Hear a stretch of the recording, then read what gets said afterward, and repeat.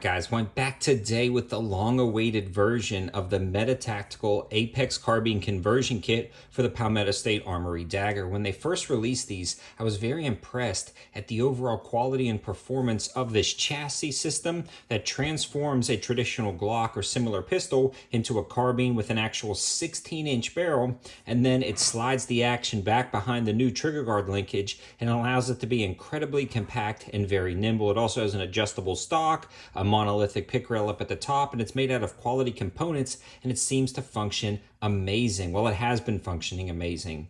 This new release is awesome because it utilizes the Palmetto State Armory Dagger, which is an affordable Glock 19 clone that can be had for as little as $270 and in some cases $250.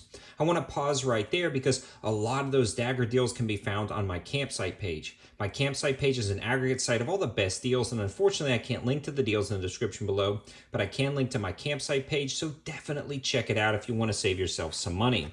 Also, want to give a huge shout out to Callaway Ballistics for sponsoring the channel with ammo. They've got a ton of 9mm as well as subsonic 9mm, subsonic 300 Blackout, 223, and Precision 223. I also have the code 704 Tactical for free shipping on ammo orders over $200. Definitely give these guys a look. Now, back to this. I've got a full review, and I've already reviewed the version that used the standard Gen 3 Glock 17. It was 100% functional, plenty accurate for its intended purposes, but I will quickly go over the specs and features and talk about this new version for the Palmetto State Armory Dagger.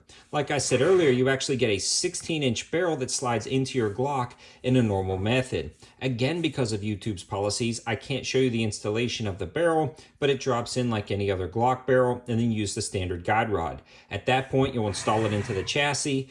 And again, because of YouTube's policies, I can't show you that, but you simply press this button right here, lift it up, slide it in, and then there's this trigger pin that slides through right here, and that's what actuates the trigger. Every time you pull the trigger, it fires the trigger on the Glock itself. Now, this ejects the shells out of the right side, and it works fairly well, but it's not going to really be for lefties. I mean, I think it could work potentially. Yeah, I just really don't recommend it for lefties. It's going to be kind of a right-handed shooter. Now, you can go on their website and dig into more details, but that's just kind of my humble opinion. It also has an ambidextrous charging handle located at the front, and this is pretty slick because it's non-reciprocating. What that does is actually make contact with the front up here with a fork to chamber the round. You also have access to the slide release on the opposing side, and then the adjustable stock is very convenient, but when the adjustable stock is collapsed, you no longer have access to your slide release. Something to consider. Now, this gets incredibly short, and this is meeting all of the legal length requirements to be considered a rifle, not a pistol anymore. So all rules apply.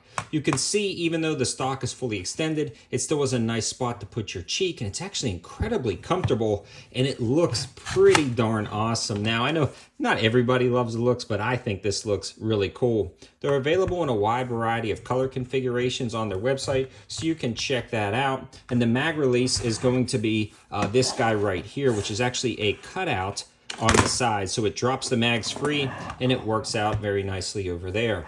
The monolithic pick rail at the top is nice because you can slide your optic wherever you want, allowing you to mount an LPVO or maybe a magnifier behind your red dot in a wide variety of configurations. The M-LOK slots on the side and on the bottom allow you to put a foregrip, a light, a laser, and again, because this is a rifle, there's no actual restrictions on the accessories you can put on the front.